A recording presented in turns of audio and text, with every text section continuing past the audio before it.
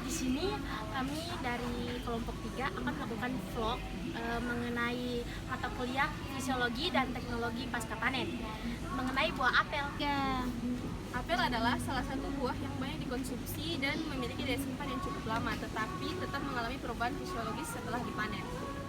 Yuk ikuti kita terus.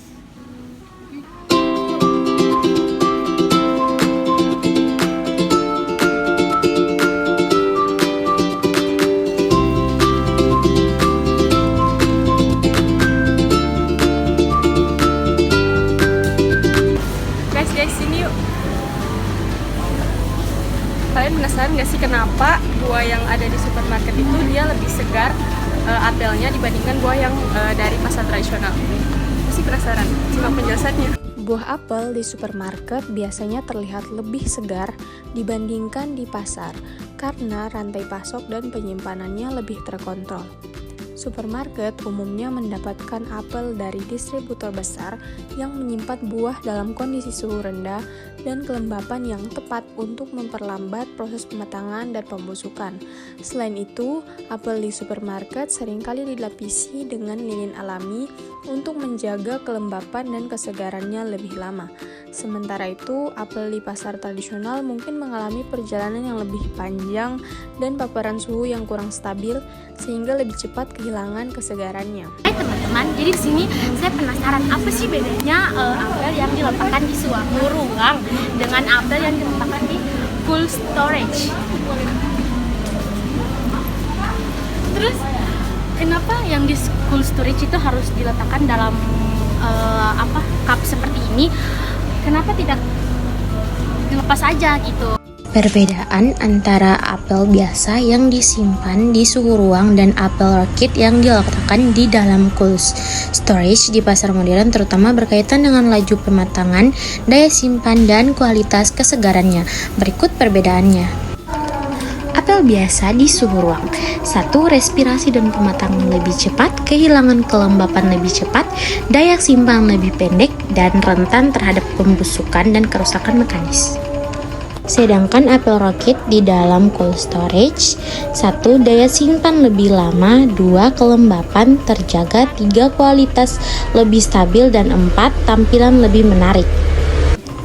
Jadi kesimpulannya di sini, pasar modern menggunakan cold storage untuk menjaga kualitas premium apel orchid, sementara apel biasa sering dibiarkan di suhu ruang karena permintaan apel yang cepat berputar. Teman-teman, sini ikuti aku yuk. Bagaimana sih proses distribusi buah apel dari kebun hingga sampai ke rak supermarket? Yuk kita simak penjelasannya. Proses distribusi buah apel dari kebun hingga sampai ke rak minimarket melibatkan beberapa tahapan penting. Berikut adalah tahapan distribusinya. 1. Panen di kebun. Petani memanen apel ketika sudah mencapai tingkat kematangan yang optimal.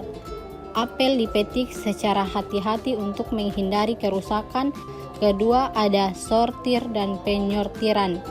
Setelah dipanen, apel disortir berdasarkan ukuran, warna, dan kualitas.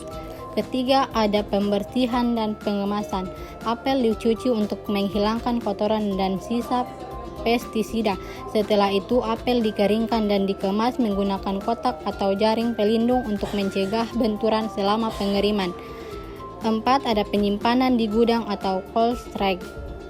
Apel disimpan dalam gudang berpendingin untuk memperpanjang umur simpan dan menjaga kesegarannya sebelum didistribusikan ke berbagai tempat, terutama rak minimarket. Kelima, ada distribusi ke pusat grosir atau distributor.